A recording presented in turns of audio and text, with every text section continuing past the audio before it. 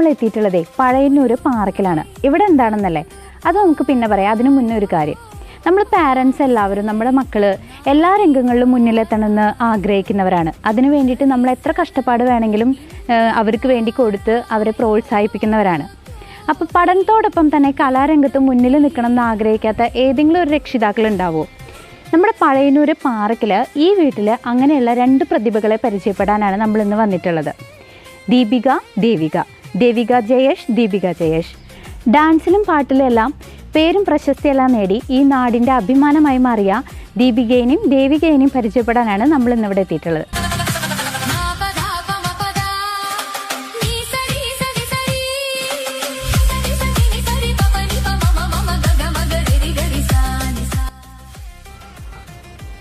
Hello, Deepika അല്ലേ? ദേവിക നമ്മുടെ little flower convent ഹൈസ്കൂളിൽ +1 വിദ്യാർത്ഥിയാണ്. പറഞ്ഞോളൂ, എത്രാം ക്ലാസ്? 8ാം ക്ലാസ്. അവിടെ തന്നെ, ആ സ്കൂളിൽ തന്നെയാണ്. 2 പേരുടെയും ട്രോഫികൾ കാണാൻ പോവാണ്. നമ്മൾ ഇതിനുള്ളിൽ കയറി കഴിഞ്ഞാൽ നമ്മൾ ഞെട്ടാൻ പോവാണ്.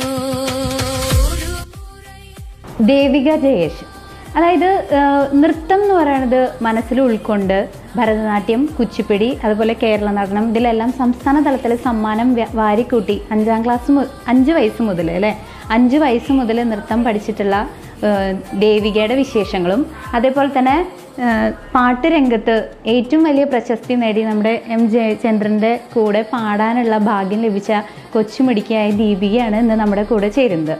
ഇവരെ പ്രോത്സാഹിപ്പിച്ച് മുന്നേ കൊണ്ടുപോകുന്ന 2 പേരും കൂടി ഉണ്ട് ഇവിടെ. അവരെയും കൂടി നമുക്കിതിൽ ജോയിൻ ചെയ്യിപ്പിക്കാം. അച്ഛൻ ജയേഷ്, അമ്മ ആശ.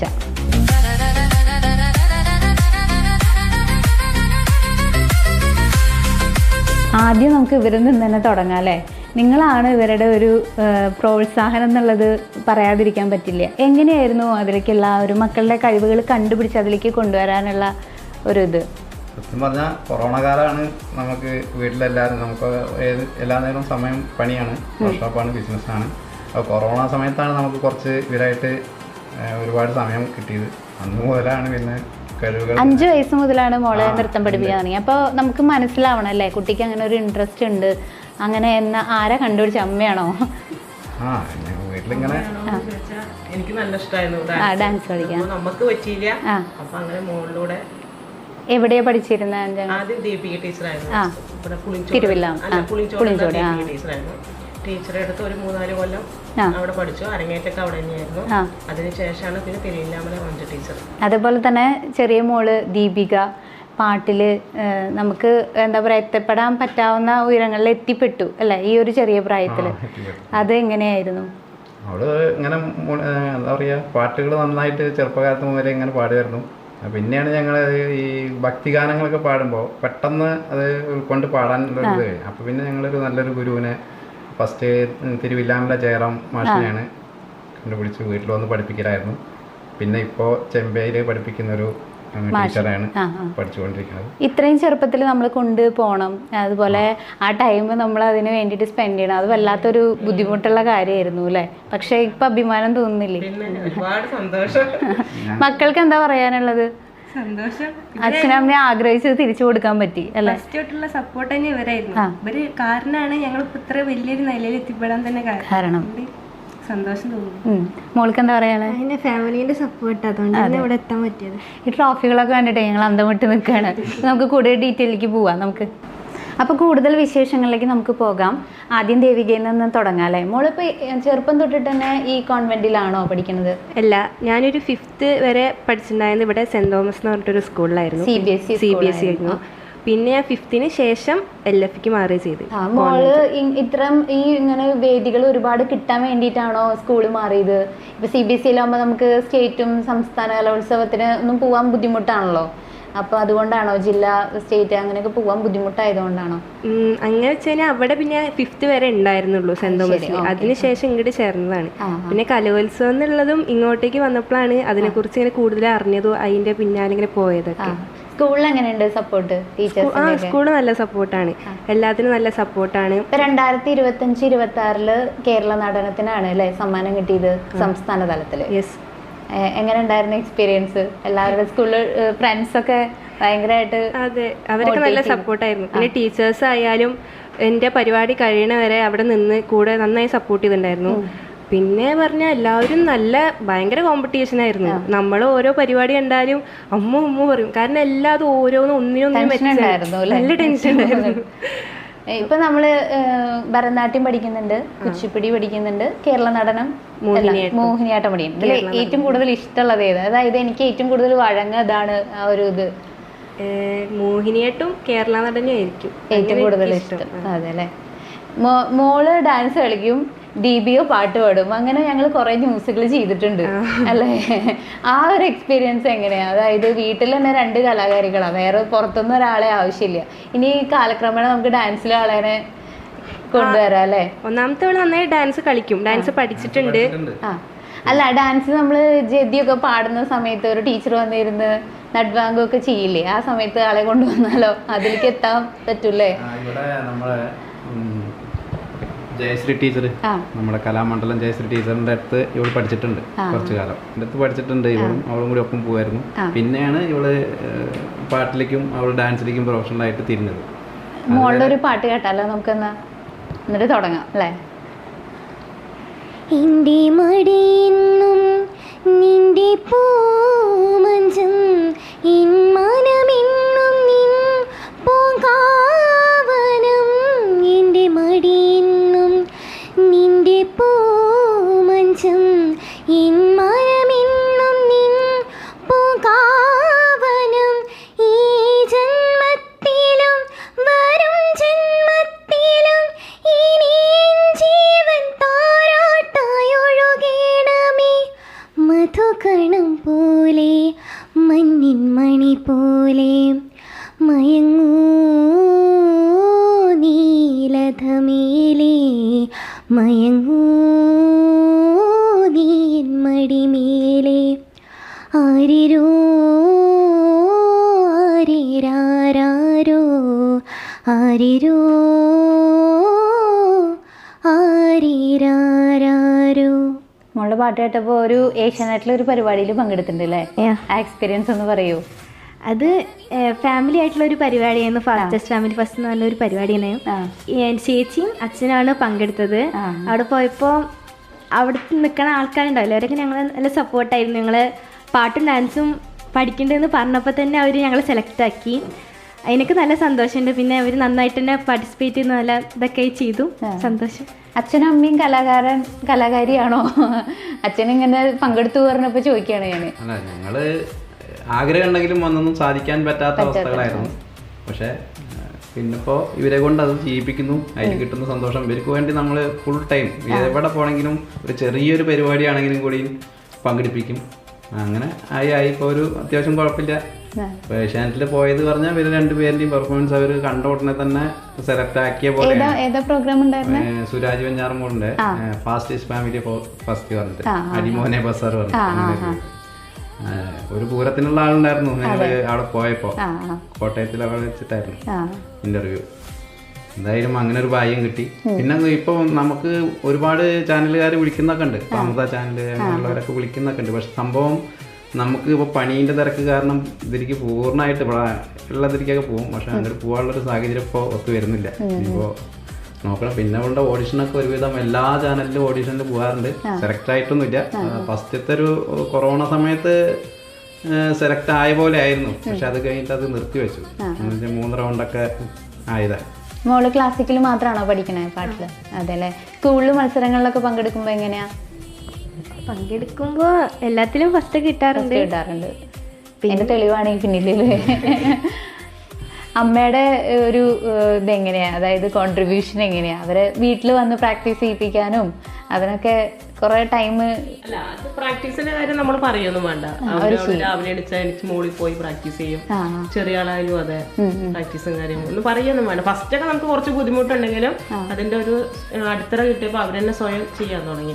ഒന്നും പറയൊന്നും വേണ്ട, എല്ലാ ദിവസവും പ്രാക്ടീസും കാര്യങ്ങളൊക്കെ ചെയ്യും. നമുക്ക് ഈ ഒരു മത്സരങ്ങൾ എന്നൊക്കെ പറയണത് ഇപ്പോൾ ഒരു ഇതിൻ്റെ ഒരു നെഗറ്റീവ് വശമുണ്ട്. അതായത് ഭയങ്കര എക്സ്പെൻസീവാണ്, നമുക്കിതിൻ്റെ പിന്നിൽ കൊണ്ട് നടക്കാൻ പറ്റാത്തൊരു അവസരങ്ങളൊക്കെ വരും. അപ്പോൾ അതെങ്ങനെയാണ്, അതായത് നമ്മൾ മക്കൾക്ക് വേണ്ടി ഇറങ്ങിത്തിരിക്കുകയാണ്, അത് ഓക്കെയാണ്. പക്ഷെ കുറെ പേര് അതിന്ന് പിൻവാങ്ങുന്ന ഒരു ഇത് കാണാറുണ്ട്. അത് ഒരു 100 രൂപ കിട്ടിക്കഴിഞ്ഞാൽ 80 രൂപയും ഇതിരിക്കാണ്. അതെന്തോ ദൈവം ഞങ്ങൾക്ക് അതിനുള്ള ഒരു സാഹചര്യങ്ങൾ തരുന്നുണ്ട്, അതുകൊണ്ട് നടന്നു പോകണം. ചിലവർക്ക് അത് ചിലപ്പോൾ കിട്ടാതെ ആവാന്ന് വിചാരിക്കുന്നു. പക്ഷെ ഈ കേരള നടനം പോലൊരു ഡാൻസിനൊക്കെ ഞങ്ങളിപ്പോ 3-ാമത്തെ വർഷമാണ് തുടർച്ചയായിട്ട് പോകുന്നത്. അപ്പൊ എങ്ങനെ പോയാലും 1 ലക്ഷം 1.5 ലക്ഷത്തോളം ആ ഒരു ഐറ്റത്തിന് തന്നെ മാത്രം വരും. അപ്പോ ഞങ്ങള് ഈ കോസ്റ്റ്യൂമൊക്കെ വാടകയ്ക്ക് കൊടുക്കുന്ന അതാണ്. പക്ഷെ നമ്മളൊന്നും കോസ്റ്റ്യൂം പോലും പരിഗണിക്കില്ല, അതിനേക്കായി കോസ്റ്റ്ലി ആയിട്ടുള്ളതാണ് ഒരു. അതെ, ഈ ഒരു പൈസയുടെ ഒരു ഭാഗം അവിടെ ഉണ്ട് ഓരോ മത്സരങ്ങളിലേക്ക്. അതെ, പൈസ ഇല്ലാത്തവര് മുമ്പോട്ട് പോകല് കഷ്ടം തന്നെ. അത് മാത്രല്ല, നമ്മൾ എത്ര കൂടുതൽ ചെലവാക്കണോ അതാണ് മത്സരങ്ങൾക്ക് മാനദണ്ഡം എന്ന് പറയുന്ന കുറെ ആളുകളുണ്ട്. അതുകൊണ്ട് ഞാൻ ചോദിച്ചു എന്നുള്ളൂ. പിന്നെ മക്കൾക്ക് വേറെ എന്തൊക്കെയോ ഹോബീസ്? ഡാൻസ്, പാട്ട് അതൊന്നല്ലാതെ വയലിൻ പഠിക്കുന്നുണ്ട്. ഏത് സാറിൻ്റെ അടുത്ത? ക്ലാസിക്കലാണോ പഠിക്കുന്നത്? ഏത് സാറിൻ്റെ അടുത്ത? അതെ, എത്ര വർഷമായി ഇപ്പോൾ വയലിൻ പഠിക്കാൻ തുടങ്ങി? 4 വർഷമായിട്ട് ഞാൻ പഠിക്കുന്നുണ്ട് വയലിൻ. നമുക്കൊന്ന് കാണാൻ പറ്റുമോ ചെയ്യാതെ?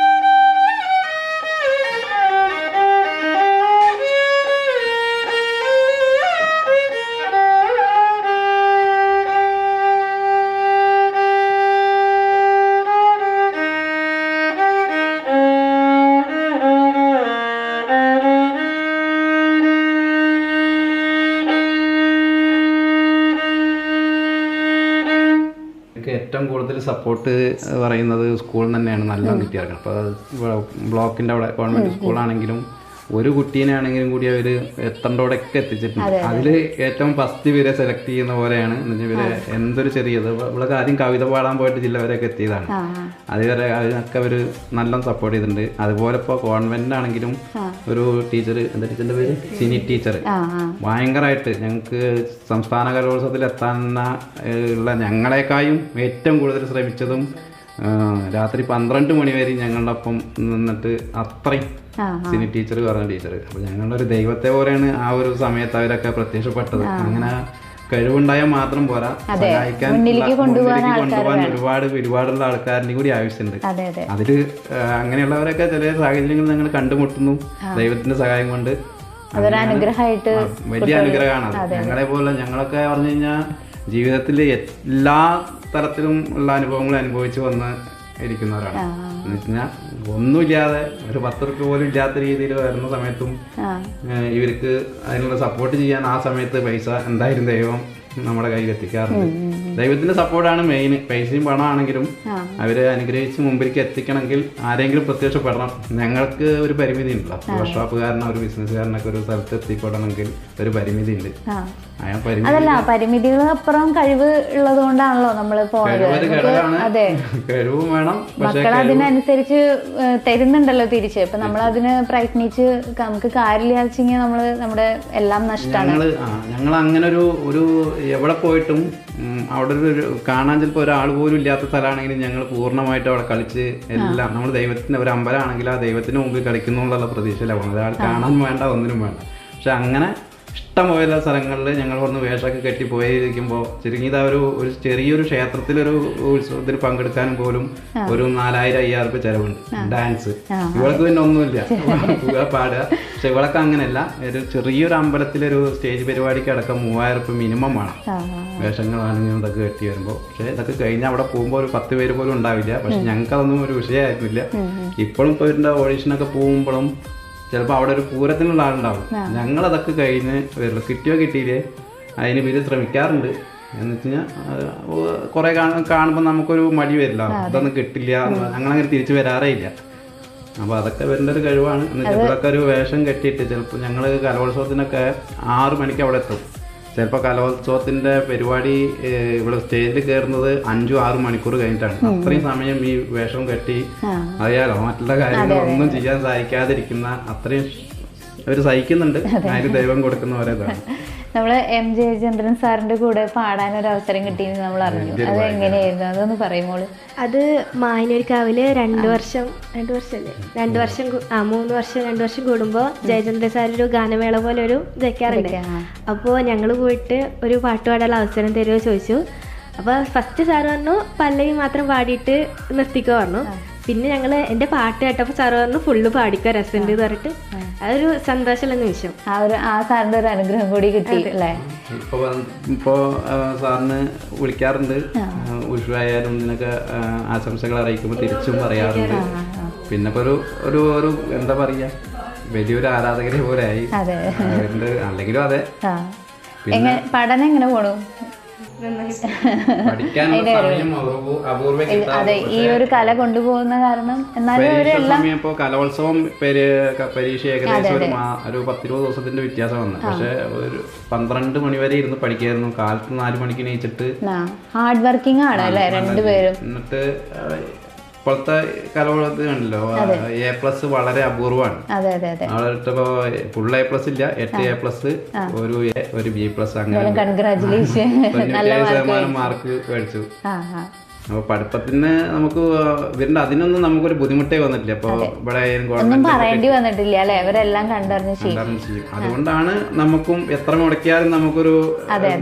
ഇന്നത്തെ കാലത്തെ കുട്ടികൾ ഇപ്പൊ ശരിക്കും നമ്മള് പാരന്റ്സിന്റെ ഒരു പകുതി ഭാഗം നമ്മള് പറഞ്ഞ അനുസരിക്കുള്ളൂ, ബാക്കിയൊക്കെ അവരവരുടെ ഇഷ്ടത്തിന് ആവശ്യം വരുന്നില്ല. അതുകൊണ്ടാണ് നമുക്ക് കൊണ്ടുപോകാൻ തോന്നുന്നത്. ഓരോ പരിപാടിക്കും കൊണ്ടുപോകാൻ അവർ നന്നായി ഹാർഡ് വർക്ക് ചെയ്യുന്നുണ്ട്. ഒരു കല മുന്നിലേക്ക് കൊണ്ടുപോകുന്ന ആൾക്കാർക്കും അത് തന്നെയാണ് ആവശ്യം. അതായത് നല്ല ഹാർഡ് വർക്കിംഗ്, പിന്നെ ഒരു സമയക്രമങ്ങള്, ഇതൊക്കെ തന്നെയാണ് ആവശ്യം. ഇരുന്ന് പഠിക്കണേ നമുക്ക് തന്നെ വിഷമാവും. ചിലപ്പോൾ 12 മണി 1 മണി അലാറം അവൾ തന്നെ ഫോണിൽ വെച്ച് രാവിലെ എണിച്ചിട്ട് ഒരു 4 മണിയാകുമ്പോൾ എണിച്ച് ആള് പഠിക്കും. നമുക്കൊന്നും പറയണ്ട, റെസ്റ്റ് എടുക്കുന്ന പറയേണ്ട ആവശ്യമുള്ളൂ അല്ലേ? നമ്മുടെ ആവശ്യമല്ലേ, പഠിപ്പില്ലാതെ ഞങ്ങള് കലാമണ്ഡലത്തിലേക്ക് വിടണം എന്നുള്ളൊരു വലിയൊരു ആഗ്രഹം ഉണ്ടായിരുന്നു. പക്ഷെ പഠിപ്പിന്റെ മുമ്പില് അത് രണ്ടും കൂടി ഒപ്പം കൊണ്ടുപോകാൻ അവർക്ക് കഴിയുമെന്ന് പറഞ്ഞു. പിന്നെ ഞങ്ങൾ പഠിപ്പിന് മുൻഗണന ഇപ്പൊ കൊടുക്കുന്നു. അതിനൊപ്പം കേരളം അങ്ങനെയുള്ള കലകൾ അവള് ഒരു 6 മണിക്കെങ്കിലും നീക്കും. എന്നിട്ട് മുകളിൽ കയറി 1 മണിക്കൂറോളം കഴിഞ്ഞിട്ടാണ് പിന്നെ താഴത്തേക്ക് വരുള്ളൂ. ഞങ്ങൾക്ക് പറഞ്ഞില്ലേ, ഞങ്ങൾക്ക് പോലും ഒരു മടിയോ അല്ലെങ്കിൽ ഒരു തോന്നിപ്പിക്കാതെ ഞാനൊരു ദൈവവിശ്വാസിയാണ്. ആ വിശ്വാസത്തില് നമുക്ക് എന്താണോ ആവശ്യം, ഇപ്പൊ ജയചന്ദ്രന്റെ പാട്ടിന് പറഞ്ഞ് സിമ്പിളായിട്ട് നമ്മൾ പഠിക്കൽ പോയി പാടിയാൽ തന്നൊന്നല്ല. 2-2.5 കൊല്ലത്തോളം അതിന്റെ എല്ലാവരെയും കണ്ട് ഒരു പ്രാവശ്യം വേദിയിൽ കയറി. പക്ഷെ അടുത്ത 2 കൊല്ലമാണ് നമ്മൾ അതിനുവേണ്ടി പരിശ്രമിച്ചിരുന്നു. പക്ഷെ പാടാൻ അവസരം കിട്ടിയത് കൊണ്ട് 2 പേര് പാടിയിട്ട് ഇറങ്ങാനാണ് പറഞ്ഞത്. പാട്ട് കഴിഞ്ഞപ്പോൾ പിന്നെ ജയചന്ദ്രൻ സാറിനെ ആ പാടാൻ നിൽക്കുന്ന ബാക്കിൽ നിൽക്കുന്ന ആൾക്കാരെ ഒരുപാട് ശ്രേയ അങ്ങനെയുള്ള കുറെ ആൾക്കാരായിരുന്നു. അവരൊക്കെ വന്ന് പാടുന്ന ഒരു അവസ്ഥയുണ്ടായി. ഞങ്ങളുടെ ജീവിതത്തിൽ കിട്ടിയ ഏറ്റവും വലിയൊരു ഭാഗ്യം. ഇനി ഞങ്ങളുടെ തുടരട്ടെ അല്ലേ അവരുടെ കൂടെ. അല്ലെങ്കിൽ വലിയച്ഛൻ്റെ ഒരു മകളുണ്ട്, അഞ്ജിത എന്ന പേര്. നല്ല സപ്പോർട്ടാണ്. എന്ത് സംശയം ചോദിച്ചാലും അപ്പൊ വിളിക്കും. ആള് ഗുരുവായൂരാണ്. അവള് ഗുരുവായൂർ അമ്പലത്തിൽ കൃഷ്ണാട്ടം കളിക്കുന്ന വിഷ്ണു എന്നാണ് ആളുടെ പേര്. ആളാണ് ഹസ്ബൻഡ്. എന്ത് ആവശ്യമുള്ള B.Ed കഴിഞ്ഞതാണ് അവള്. എന്തൊരാവശ്യം ഏത് സമയത്ത് വിളിച്ചാലും പഠന സംബന്ധമായി എന്ത് ആവശ്യത്തിനായാലും അവള് പറഞ്ഞു കൊടുക്കും. ഫോണിലൂടെ എന്നതാണ്, അതുപോലെ അത് എങ്ങനെയും ഗൂഗിളിൽ സെർച്ച് ചെയ്തിട്ടെങ്കിലും നല്ലൊരു സപ്പോർട്ടാട്ടോ. ട്യൂഷന് പോകുന്നുണ്ടോ വേറെ പുറത്ത് പഠിക്കാനായിട്ട്? പോയിട്ടുണ്ട്. 10ാം ക്ലാസ് ആയപ്പോ പോയിണ്ടായിരുന്നു അല്ലേ? ഒരു 3 മാസം ലാസ്റ്റ് ക്രിസ്മസ് എക്സാമിന്റെ ആ സമയത്ത് മറ്റേ പോയിട്ടുണ്ടായിരുന്നു. അപ്പോൾ പകുതി ട്യൂഷൻ അറ്റൻഡ് ചെയ്യാൻ പറ്റിയിട്ടുണ്ട്. ആ സമയത്താണല്ലോ കലോത്സവങ്ങളുടെ വരുന്നത്. എക്സാമിന്റെ ദിവസങ്ങളിലെ ലീവ് കിട്ടുമ്പോഴും ഇതിന്റെ പിന്നാലെ ഓടിക്കൊണ്ടിരിക്കുകയാണ്. അപ്പോൾ ട്യൂഷന് അവിടുത്തെ ട്യൂഷൻ സാറും അവരും നല്ല സപ്പോർട്ടാണ്. അപ്പൊ അങ്ങനെ പോയിട്ടുണ്ട്. ഈ കലോത്സവത്തിന്റെ സമയത്ത് നമ്മൾ സ്പെഷ്യൽ ആയിട്ട് ഐറ്റം പഠിക്കുകയാണ് അല്ലെ, സാറിന്റെ അടുത്ത് പോയിട്ട് ഈ കേരള നടനം അതൊക്കെ അതിനുള്ള ഐറ്റം പഠിക്കുക. അപ്പൊ അതിനൊക്കെ നമ്മൾ സ്പെഷ്യൽ ആയിട്ട് എമൗണ്ട് ചെലവാക്കണം അല്ലെ. ഐറ്റം എടുത്ത് പഠിക്കണം എന്ന് നമുക്ക് ഈ ഇരിങ്ങാലക്കുട നമ്മുടെ തൃശ്ശൂർ ജില്ലയിൽ ഭയങ്കര ഇതാണ് ഈ കലാ. ഇരിങ്ങാലക്കുട, ഗുരുവായൂര്, മറ്റേ അങ്ങനെയുള്ള സ്ഥലത്ത് നിന്ന് ഇരിങ്ങാലക്കുട എന്നൊക്കെ ചുരുങ്ങിയത് കേരള നടനത്തിന് ഒരു മാഷിന്റെ കീഴിൽ തന്നെ പല സ്കൂളിൽ 7-8 പേരാണ് വരുന്നത്. അവരെന്ന് പറഞ്ഞു കഴിഞ്ഞാൽ കേരള നടനത്തിന് ഒരു മാഷ്, കുച്ചിപ്പുടിക്ക് ഒരു മാഷ്, അങ്ങനെ എന്ത് 4 ഐറ്റം എടുത്ത് വരികയാണെങ്കിൽ 4 ഐറ്റത്തിന് സ്പെഷ്യലിസ്റ്റ് മാഷന്മാരാണ് വരുന്നത്. ഇപ്പൊ വിളക്കണ്ണ ജില്ലയിലൊപ്പം മത്സരിച്ച ഒരു കുട്ടിയുടെ അമ്മ 95-ലെ മറ്റേ കലാതിലകാണ്. കേരള നടനത്തിൽ ഫസ്റ്റ്, മറ്റേ കുച്ചിപ്പുടി, മൊയിന, അങ്ങനെ 3 ഐറ്റത്തിൽ പേപ്പറിൽ വന്നിരുന്നു നമ്മളുടെ വരുന്നതിൻ്റെ ഒപ്പം. അപ്പൊ ആ കുട്ടിയുടെ അമ്മ കേരള നടനത്തിൽ അന്ന് ഫസ്റ്റ് കിട്ടിയ ആ അമ്മ എല്ലാ കുട്ടീനെ പഠിപ്പിച്ചത്. മലപ്പുറത്തുള്ള ഒരു ഹമീദ് മാഷ് എന്ന് പറഞ്ഞിട്ടൊരു ഭയങ്കര പ്രമുഖ, അവരുടെ കീഴിൽ പഠിച്ചിട്ടൊക്കെയാണ് വരുന്നത്. നമ്മൾക്ക് ഇവിടെ ഒരു കേരള നടനം പഠിപ്പിക്കാൻ ഈ പരിസരത്ത് ഒരാളെ കിട്ടിയില്ല. അപ്പൊ അങ്ങനെയും നമ്മള് അവര് അറിയാം ഒരു ക്ലാസ്സിന് ഇത്രയും പൈസ പറഞ്ഞിട്ട് നമ്മൾ കൊടുക്കുന്നതാണ്. പക്ഷെ അധികം ക്ലാസ്സൊന്നും അവൾ പങ്കെടുത്തിട്ടില്ല. ഒറ്റ ക്ലാസ്സിൽ പങ്കെടുത്തുകൊണ്ടാണ് ഇപ്പൊ ഈ സംസ്ഥാനം വരെ എത്തിയത്. ബാക്കിയൊക്കെ അവര് ഒക്കെ ഈ പറഞ്ഞ പോലെ പരിശീലനം തന്നെ യൂട്യൂബിൽ നോക്കിയിട്ടും. ഇപ്പൊ ഈ നമ്മളെ അഥവാ പഠിപ്പിക്കുന്ന ഒരു മാഷിനെ തിരിച്ച് നമുക്ക് വിളിച്ചിട്ടൊരു കാര്യം ചോദിക്കാൻ പോലും കിട്ടാറില്ല. അപ്പൊ അതൊക്കെ അപ്പൊ അത് ഇത്രയും കഴിവുണ്ടായ അവരുടെ കഴിവുകൊണ്ട് പഠിച്ചിട്ടുള്ള തന്നെയാണ്. പക്ഷെ ഒരു ഗുരു എന്ന് പറയാൻ കാസർഗോഡ് എന്നുള്ളൊരു മാഷ് ആണ് പഠിപ്പിച്ചത്. നമ്മൾ പഴയ ടീച്ചേഴ്സിനൊക്കെ കാണുമ്പോൾ ആ ഒരു അഭിമാനം അവരെന്തായാലും ഉണ്ടാവില്ല അവരുടെ മനസ്സിൽ. ആദ്യം പഠിപ്പിച്ചിരുന്ന ദീപിക ടീച്ചർ കാണാറുണ്ടോ? കാണാറൊക്കെ ഉണ്ട്, വന്ന് സംസാരിക്കും. നല്ല ടീച്ചറായിരുന്നു. എന്ന് വെച്ച് കഴിഞ്ഞാൽ ഞാൻ ഇതുവരെ പഠിച്ചതിൽ വെച്ചിട്ട് എനിക്ക് കുറച്ചുകൂടി കംഫർട്ടബിൾ ആയിട്ട് എല്ലാത്തിനും പറ്റിയ ടീച്ചറായിരുന്നു. പിന്നെ അവിടുന്ന് മാറേണ്ട അവസ്ഥ വന്നത്. അപ്പോൾ കാണും, സംസാരിക്കും. പിന്നെ മക്കളുണ്ട്. അപ്പോൾ എൻ്റെ ഒപ്പം ഞാൻ 4ലൊക്കെ പഠിക്കുന്ന സമയത്ത് എൻ്റെ ഒപ്പം കളിച്ചൊരു ചേച്ചിയൊക്കെ ഉണ്ട്, മകളാണ്. ചേച്ചി ആയാലും എവിടെ കണ്ടാലും എവിടെയാണെങ്കിലും ഓടി വന്ന് സംസാരിക്കും. നല്ല ഇതാണ്. മോളുടെ മുഖം കാണുമ്പോഴേ ശരിക്കും ആ മോഹിനിയാട്ടത്തിന്റെയും കേരള നടനത്തിന്റെ ഒക്കെ മേക്കപ്പ് ഇട്ട നല്ല ഭംഗിയായിരിക്കും. കഥകളി പോലൊരു ഐറ്റത്തിൽ പഠിച്ചു. അവളെ കണ്ടു കഴിഞ്ഞാൽ ആരും ആദ്യം ചോദിക്കുക കഥകളി പഠിക്കണ്ടോന്നാണ്. പിന്നെ ഈ ദീപിക ടീച്ചറെ കുറിച്ച് പറയുകയാണെങ്കിൽ നമുക്ക് ഇവള് ചെറുത് ഇവൾക്ക് ഒരു പ്രശ്നമുണ്ട്. എന്ത് ആഗ്രഹിച്ചാലും അത് കിട്ടണം. ആ ടീച്ചർ ഇപ്പോൾ തിരുവില്ലാനം മഞ്ജു ടീച്ചറാണെങ്കിലും അടിക്കാത്തൊരു കുട്ടി ഉണ്ടെങ്കിൽ ഇവളെ ഉള്ളൂ. പക്ഷേ ഈ ദീപിക ടീച്ചർ അവൾക്ക് അനുസരിച്ച് നിൽക്കും. ഞങ്ങളൊക്കെ അവരുടെ വാശിന്തൊക്കെ കാണുമ്പോൾ പറയും എന്താ ടീച്ചർ ഒന്ന് കൊടുക്കായിരുന്നില്ല എന്ന് പറയും. പക്ഷെ ടീച്ചർ അവൾക്ക് അത് വേണ്ട, അവള് കഴിവുണ്ട്, അവൾക്ക് അനുസരിച്ച് നിന്ന് അത് ശരിക്കും സത്യം പറഞ്ഞ ആ ടീച്ചറിന്റെ ഒരു കഴിവുകൊണ്ടാണ് ഇവൾ ഇങ്ങനെ ആയത്. ഞങ്ങളെക്കാളും 3 വയസ്സിലൊക്കെ നൃത്തം പഠിപ്പിക്കുക ഭയങ്കര നല്ല കഴിവ്, നല്ല പോവാനൊന്നും മടിയില്ല. നമുക്ക് ഞായറാഴ്ച ഏത് ദിവസമായാലും ഞാൻ കൊണ്ടുപോകും. ഇപ്പൊ നമ്മൾ പണിയൊക്കെ അവിടെ ഇട്ടിട്ടാണെങ്കിലും നമ്മൾ ഇവർക്ക് ഏത് ഉത്സവങ്ങളാണെങ്കിലും ഏത് അമ്പലമാണെങ്കിലും ഈ പറഞ്ഞ പോലെ ടീച്ചർ ഡാൻസ് പഠിക്കാനും പാട്ട് പഠിക്കാനും ഒക്കെ ഞാൻ കൊണ്ടുപോകും. ഇപ്പോൾ ഈ ഇവള് വണ്ടി ഓടിക്കാൻ തുടങ്ങിയപ്പോൾ നമുക്ക് പകുതി ഒരു ഇത് കിട്ടി. ഫസ്റ്റ് ഇപ്പൊ നമ്മൾ പണി വർക്കില് കുറച്ച് കുറവാണ്, വർക്ക് ചെയ്യുന്നത് ഇപ്പൊ കുറവാണ്. ബിസിനസ്സിലേക്ക് പൂർണ്ണമായി എനിക്ക് ഡാൻസ് കളക്ഷൻ ആണ്. എവിടെയാ വരുന്നത്? നമ്മുടെ ഇന്ത്യൻ ഓയിൽ പെട്രോൾ പമ്പില്ലേ, ബ്ലോക്ക് എത്രയും മുമ്പ് അതിന്റെ ഫ്രണ്ട്. അതെ അല്ലേ. ഇത് ഈ ഒരു വഴി തുറന്നുകൊണ്ടാണോ അവിടെ? എത്ര വർഷമായി? കുറെ വർഷമായോ? 2 വർഷം. പറഞ്ഞു കഴിഞ്ഞാൽ ഈ പരിസരത്തുള്ള സ്കൂളായാലും അമ്പലമായാലും പള്ളിയായാലും ക്രിസ്ത്യൻ ഒക്കെ നമ്മളെ അടുത്ത് നിർത്തിട്ടാണ് അവതരിപ്പിക്കുന്നത് എല്ലാവരും. അല്ല, അതിനെ കുറിച്ച് കൂടുതൽ അറിയുകയും ചെയ്യാലോ. നമ്മൾ അതിനു വേണ്ടി കുറെ വർഷമായില്ലേ പ്രയത്നിക്കണു. ഒറ്റയ്ക്ക് മേക്കപ്പ് ചെയ്തിട്ടാണ് പല ഐറ്റങ്ങൾ കളിക്കുന്നത്. നമുക്കൊരു മേക്കപ്പിന് വിളിച്ചു കഴിഞ്ഞാൽ 2500 രൂപ വേണം നല്ലൊരു മേക്കപ്പ് ഒരു വേദിയിൽ കയറണമെങ്കിൽ. പിന്നെ ഇപ്പൊ നമ്മള് കുറച്ച് കഴിവും കൂടി ആകുമ്പോ പിന്നെ ലോക്കലായിട്ടൊന്നും നമുക്ക് ചെയ്യാൻ പറ്റില്ല. അപ്പൊ അതിൻ്റെതായ രീതിയിലുള്ള ഇപ്പൊ അവളെ കൊണ്ട് ചെയ്യിച്ചിട്ടാണ് മാക്സിമം അവള് ചെയ്യും. അത്രയും വലിയ വേദികളാണെങ്കിലൊക്കെയാണ് പുറത്തുനിന്ന് ആളെ വിളിക്കാറുള്ളൂ.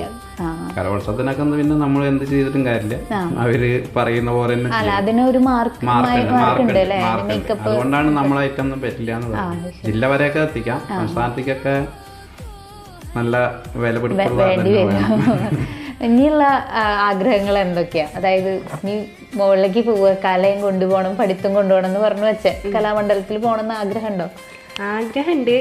ഇപ്പൊ +1 +2 പോവാന്ന് വിചാരിച്ചതായിരുന്നു. പിന്നെ പഠിത്തത്തിലേക്ക് കുറച്ചുകൂടി കോൺസെൻട്രേഷൻ കൊടുക്കാൻ പറഞ്ഞിട്ട് പഠിത്തത്തിലൂടെ കൊണ്ടുപോയത്. ഇനി എനിക്ക് ഇതിൻ്റെതായിട്ടുള്ള ഡിഗ്രി എടുത്ത് പഠിക്കണം, അങ്ങനെയൊക്കെ ഒരു താല്പര്യമുണ്ട്. അത് ഒരു ടീച്ചർ ആവാനാണോ ആഗ്രഹം? അതായത് ഡാൻസിന്റെ മേഖലയിൽ അധ്യാപികയാവാനാണോ? അങ്ങനെ വെച്ചാൽ ഇപ്പൊ ഞാൻ +1 കമ്പ്യൂട്ടർ സയൻസ് ആണ് എടുത്തേക്കുന്നത്. അപ്പോൾ അതിൻ്റെതായിട്ടുള്ള ആയിട്ടുള്ള അങ്ങനെയുള്ള ഒരു മേഖലയ്ക്കും അതിൻ്റെ ഒപ്പം ഒരു സൈഡായിട്ട് ഡാൻസ് ടീച്ചർ ആവാം. അങ്ങനെ രണ്ടും വേണം. നമുക്ക് വരുമാനം വേണം, അതിൻ്റെ ഒപ്പം തന്നെ കലയെ പ്രോത്സാഹിപ്പിക്കും വേണം. മോളുടെ ആഗ്രഹം എനിക്ക് തരണുള്ളൂ. 8ാം ക്ലാസ് അല്ല ആയിട്ടുള്ളൂ, കുറച്ചുകൂടി കേട്ട് പറഞ്ഞോളൂ. നമ്മളെ ആഗ്രഹം നിങ്ങളാണ് തീരുമാനിക്കേണ്ടത്. ആലോചിച്ചിട്ടില്ലേ അങ്ങനെ ആഗ്രഹങ്ങളൊന്നും? അതെ, ശരിയായിക്കോളൂ. ഇതിനൊന്നും ഇരിക്കുമ്പോഴോ അല്ലെങ്കിൽ നമ്മളൊരു വേദിയിലേക്ക് കയറാൻ വേണ്ടിയിട്ട് അങ്ങനെയുള്ള മടികളോ കാര്യങ്ങളോ ഒന്നും ഇല്ല.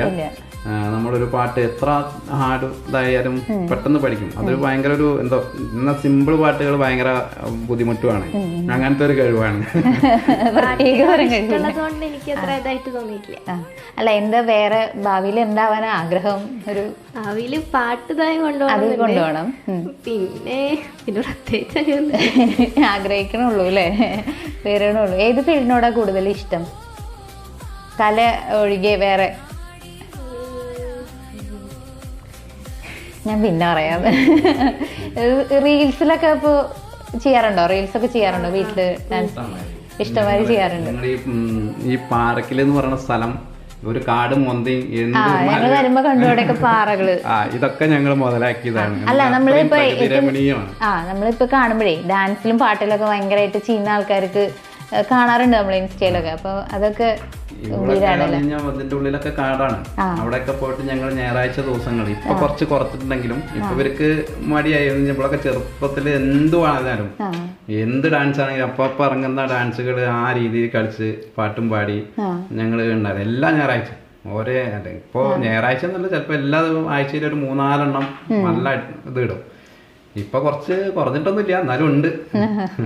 ചില വീടുകളിൽ നമുക്ക് കുട്ടികൾക്ക് കഴിവുണ്ടാവും, പക്ഷെ പാരന്റ്സിന് അത് മുന്നിലേക്ക് കൊണ്ടുപോകാനുള്ള, പക്ഷെ ഇവിടുന്ന് കട്ട സപ്പോർട്ടാണല്ലേ. ഇപ്പൊ ഞങ്ങള് നോക്കുമ്പോ ഞങ്ങള് കാരണം ഒരുപാട് കലാകാരന്മാരും കലാകാരികളും ഉണ്ടായിട്ടുണ്ട് നമ്മുടെ നാട്ടിലായാലും. ഞങ്ങള് എല്ലാ ദിവസവും ഇടുന്നതാണ്. അപ്പൊ അത് കണ്ടിട്ട് അവരുടെ കുട്ടികളെയും അതിൽ കാണുമ്പോഴൊക്കെ ഭയങ്കര സന്തോഷമാണ് ഞങ്ങൾക്ക്. അത് അങ്ങനെ വേണം എന്നുള്ളതിലാണ് ഞങ്ങൾ പല വീഡിയോകളും ഇതൊക്കെ പ്രചരിപ്പിക്കാറുള്ളത്. നല്ലൊരു ഭക്തിപ്പാട്ട് കേട്ടിട്ട് ഒരു കുട്ടിയെങ്കിലും ആ പാട്ട് പാടുക അല്ലെങ്കിൽ അതിനോട് ശ്രമിക്കട്ടെ എന്നുള്ളൊരു ആഗ്രഹം ഞങ്ങൾക്ക് ഭയങ്കരമായിട്ടുണ്ടായിരുന്നു. അപ്പോൾ നാട്ടിൽ നിന്നൊക്കെ നമുക്ക് പലർന്നും കാണുന്നുണ്ട്. ഇപ്പോൾ ഏത് അമ്പലത്തിലും ഒരു പരിപാടി, മെയിൻ പരിപാടി ഉണ്ടെങ്കിലും ഒരു 4-5 ദിവസമെങ്കിലും നമ്മുടെ പരിസരത്തുള്ള കുട്ടികൾക്ക് കളിക്കാനൊരു അതിപ്പോൾ കുറച്ച് ഞാനിവിടെ ഒരു അമ്പലത്തിൽ ഒരു 4 കൊല്ലം മുമ്പ് ഒരു കുംഭാഭിഷേകത്തിന് അന്ന് ഒരു 7 ദിവസത്തോളം നമ്മളെ നാട്ടിൽ തന്നെ എല്ലാവരും വെച്ചിട്ട് കളിപ്പിച്ചാണ്. അത്രയും ജനങ്ങൾക്ക് അവസരം. ഇപ്പം എല്ലാ അമ്പലത്തിലും അതിന് ശേഷം ഒരുവിധം എല്ലാ അമ്പലത്തിലും 3-4 ദിവസം ഇവരെ പോലുള്ളവരും മറ്റുള്ളവരും എല്ലാവർക്കും കഴിവ് തെളിയിക്കാൻ ഒരു വേദി കൊടുക്കുന്നുണ്ട്. ഇതൊക്കെ കാണുമ്പോൾ നമുക്ക് ഭയങ്കര സന്തോഷം. നമ്മള് മാത്രല്ല പുറമുള്ളവരും വരട്ടെ എന്നുള്ളതിനാണ്. ചിലപ്പോൾ അതുകൊണ്ടായിരിക്കും നമുക്ക് ദൈവം ഈ പറഞ്ഞ പോലെ ഇങ്ങനെ ഒരു സംഭവം തന്നത്. ഈ കോസ്റ്റ്യൂം വാടകയ്ക്ക് കൊടുക്കാനോ. എന്നാലും ഞങ്ങൾ പരമാവധി ചിലവർക്കൊക്കെ നമ്മൾ കഴിവില്ല എന്നൊക്കെ കണ്ടു കഴിഞ്ഞാലും നമ്മളത് അവർക്ക് ഫ്രീ ആയിട്ട് തന്നെ കൊടുക്കാറുണ്ട്. ഇഷ്ടമായ ക്ഷേത്രങ്ങൾ നമുക്ക് ആ ദുഃഖങ്ങൾ അനുഭവിക്കേണ്ടി വന്നതുകൊണ്ടാണ് മറ്റൊരാളുടെ ദുഃഖം അത്രയും ഞങ്ങൾ അനുഭവിച്ചിട്ടുണ്ട്. പക്ഷെ ഇവര് പിന്നോട്ട് പോയിട്ടില്ലാത്തത് കൊണ്ട് മാത്രമാണ് ഞങ്ങൾ മുന്നോട്ട് പോയത്. അവരും കട്ട സപ്പോർട്ട് തന്നെയാണ്. അതുകൊണ്ട് പിന്നെ പേടിക്കാനില്ലല്ലോ. പിന്നെ പണ്ട് ഏറ്റവും വലിയ ആഗ്രഹം ഞങ്ങൾ ഇതേപോലെ തിരുവില്ലാമല ഒരു ഇളനീര് നാളികേര തെങ്ങ് കൊടുത്തിട്ടുണ്ടായിരുന്നു സുരേഷ് ഗോപി. അപ്പൊ അത് ഇവൾക്ക് കൊടുത്തു. ഇവളത് ഫേസ്ബുക്ക് പേജിലൊക്കെ അതൊക്കെ ഭയങ്കര ഒരു എന്താ പറയാ, അതൊക്കെ കാണുമ്പോൾ ഞങ്ങൾ ഇങ്ങനെ മുമ്പോട്ട് പോയിക്കൊണ്ടേയിരിക്കുകയാണ്. അത് വന്ന് കാണാന്നൊക്കെ പറഞ്ഞിരുന്നു. തെങ്ങൊക്കെ എപ്പോഴും അടിപൊളിയായിട്ട് നിൽക്കുന്നുണ്ട്. ആളെ കാത്തിരിക്കുകയാണ്. അവളുടെ ഏറ്റവും വലിയ ആഗ്രഹം തന്നെയാണ്. സാധീരെ സാധീരെ മരകേ ബി തുझको चाहेगा दिल, तुझे ही पे चैनियों में पाएगा दिल, साथी रे मर के भी तुझको चाहेगा दिल तुझे ही पे चैनियों में पाएगा दिल। मेरे गीसों की साही में मेरे राहतों है खुशबू है तेरी बगैर का जीना। मेरे रूम रूम में तू है मेरी चूड़ियों की कन कन से तेरी सदारी आती है। ये दूरियां हमेशा ही नस्ती कहाँ बुलाती है ओ पिया। മക്കളുടെ എല്ലാ സന്തോഷത്തിലും സപ്പോർട്ട് ചെയ്യുന്ന ഒരു ഫാമിലിയുടെ കൂടെ എത്തിയാൽ നമുക്ക് ഭയങ്കര സന്തോഷമുണ്ട്. അപ്പോൾ അവർക്ക് കുറച്ച് കാര്യങ്ങളോട് നമ്മളോട് ഷെയർ ചെയ്യാനുണ്ട്. എന്താണെന്ന് നമുക്ക് നോക്കാം കേട്ടോ. ഞങ്ങൾക്ക് അമ്മയും അച്ഛനൊക്കെ കഴിഞ്ഞാൽ പിന്നെ ഏറ്റവും കൂടുതൽ ഞങ്ങളെ സപ്പോർട്ട് ചെയ്യണത് ഞങ്ങളുടെ മാമയാണ്. അനൂപ് എന്നാണ് പേര്. ഞങ്ങൾക്ക് എന്ത് ഓഡിഷൻ ഉണ്ടെങ്കിലും അവിടേക്ക് ഞങ്ങളെ കൊണ്ടാക്കുന്നത് എത്ര മണിവരെ നിന്നാലും ഞങ്ങൾക്ക് വേണ്ടിയിട്ട് നിൽക്കാൻ ഒരു ഇത് കാണിക്കുന്നത് ഞങ്ങളുടെ മാമയാണ്. ഇനി അച്ഛനും അമ്മയ്ക്ക് എന്താ പറയാനുള്ളതെന്ന് പറഞ്ഞു. ഞങ്ങൾക്ക് പറയാനുള്ളത് ഞങ്ങളുടെ ഇങ്ങനത്തെ ഒരു വീട്ടിലേക്ക് ആദ്യമായിട്ടൊരു ചാനൽ ഞങ്ങളെ തേടിപ്പിടിച്ച് വന്നതും എൻ്റെ മക്കളെ അതിൽ ഒരു ഭാഗമാക്കാൻ ശ്രമിച്ചതിൽ ഒരുപാട് നന്ദി അറിയിക്കുന്നു. പിന്നെ ഇതിനു മുമ്പും പല ന്യൂസുകളിലൊക്കെ അവർക്ക് ഒരുപാട് മുന്നിലേക്ക് എത്താൻ CCV ചാനലുകാർ ശ്രമിച്ചിട്ടുണ്ട്. അത് കാണുമ്പോഴും എന്താ പറയുക, പറയാൻ കിട്ടുന്നില്ല. എന്തായാലും സന്തോഷം, വളരെ സന്തോഷം. പിന്നെ ഇവരെ പഠിപ്പിച്ചുകൊണ്ടിരിക്കുന്ന മാഷുമാർ, ടീച്ചർമാർ, ഇവളുടെ ടീച്ചർമാർ എല്ലാവരും എപ്പോഴും അവർക്കൊപ്പം ഉണ്ടാവണം. അവർക്ക് ഇനിയും മുമ്പോട്ട് പോകാനുള്ള വഴി തെളിയിച്ചു കൊടുക്കണം. എല്ലാവരോടും ആ രീതിയിലും കൂടി ഞങ്ങളൊന്ന് അപേക്ഷിക്കുകയാണ്. എന്തായാലും നല്ലൊരു ദിവസം ആയിരുന്നു ഇന്ന്. അമ്മയോടി പറഞ്ഞോളൂ. തന്നെ പറയുള്ളൂ, എല്ലാവർക്കും നന്ദി, ഒരുപാട് സന്തോഷം. മക്കളുടെ പേരിൽ അമ്മ അറിയപ്പെടുമ്പോഴുള്ള സന്തോഷം നമ്മുടെ ആഗ്രഹമാണ് അവരിലൂടെ നിറവേറ്റുന്നത് അല്ലേ. പറയാൻ വാക്കുകളില്ല, കണ്ണൊക്കെ നിറയണം.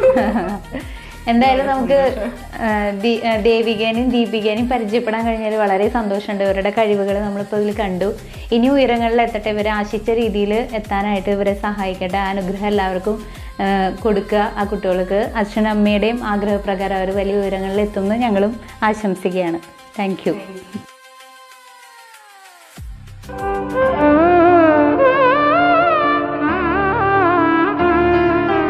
ഒന്നാം രാഗം പാടി ഒന്നിനെ മാത്രം തേടി വന്നുവല്ലോ ഇന്നലെ നീ വടക്കും നാഥന്റെ മുൻപിൽ.